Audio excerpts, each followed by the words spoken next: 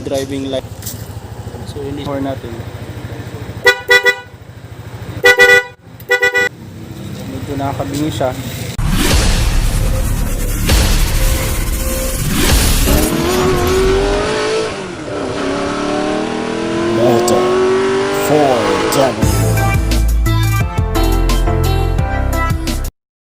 Hello guys, so meron tayong installan ngayon na NMAX kasi dual siya, meron siyang yellow at saka white.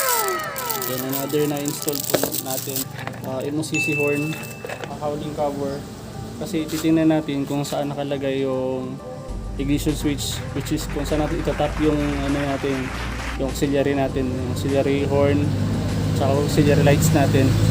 Is gagawin tayo ng 8mm na Allen wrench. Meron tatlong screw dito na side, tatlo. So, tanggalin natin.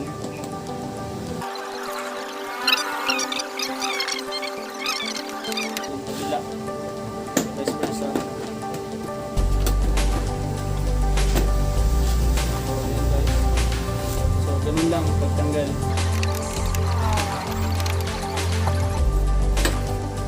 Shout out nga pala kay Diskarte, memoradums. RS Group. So, shoutout sa inyo lahat. Kung may check natin kung saan yung ignition switch.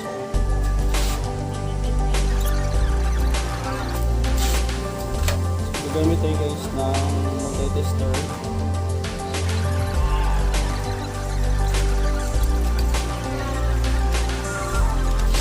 So guys, nakuha na natin yung ano. I-on natin siya so mag-appear siya dito.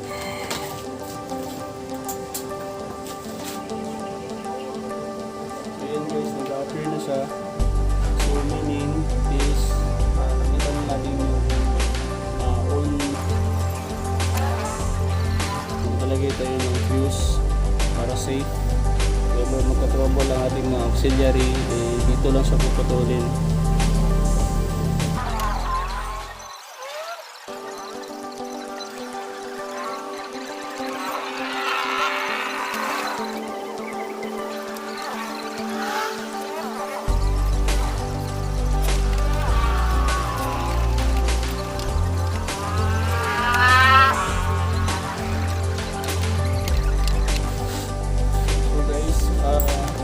Meron na tayong positive and negative. So kung nakikita nyo, may positive and negative na tayo. Okay, dito install na tayo, no? So first install natin itong diskarte driving lights natin.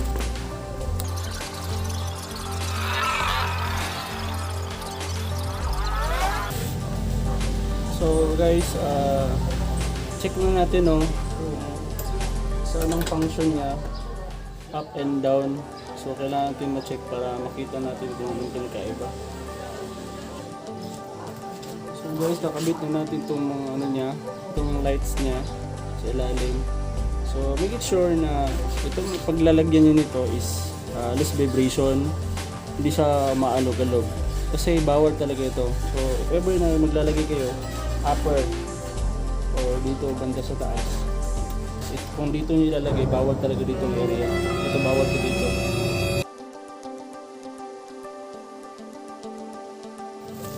So gagamit tayo ngayon ng dual 3-way switch. So ito yung usual na ginagamit natin sa driving lights natin. Kailangan ito guys kasi according to memorandum sa PNP, HPG, kailangan mayroong ibang switch ang ating auxiliary. So dapat meron tayo nito. Kahit any switch, basta may other switch siya para pasok siya sa memorandum para iwas huli.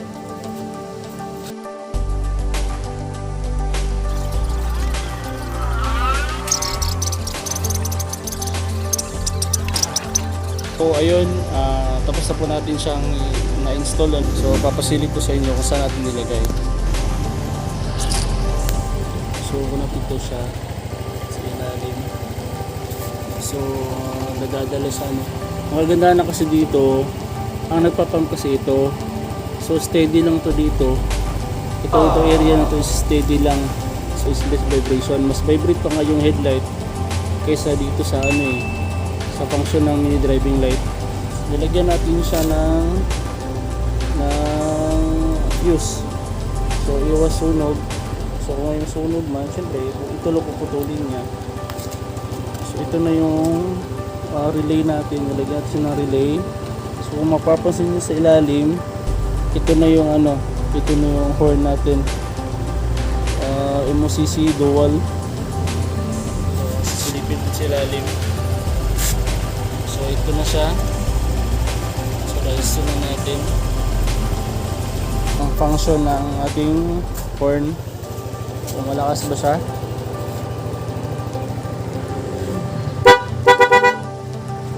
So ganun ang lakas ng horn natin.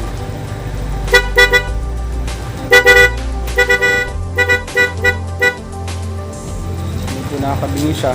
So subukan naman natin yung ating mini driving lights. So kung napapansin nyo, ito yung stock headlight. So lalagyan natin siya ng low. So about the high. Ito yung high note, yun ang function niya.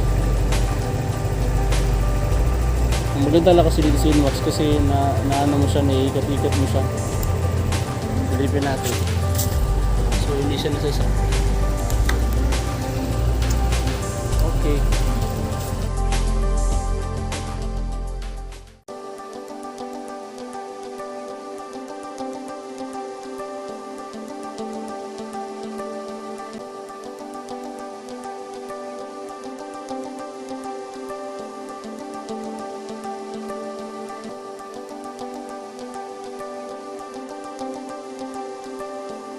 May nakuha kayo idea kung paano natin install o paano natin nilagay ang ating mini driving lights at saka horn MOCC. So ayun mga kabady, thanks for watching and see you in my next vlog.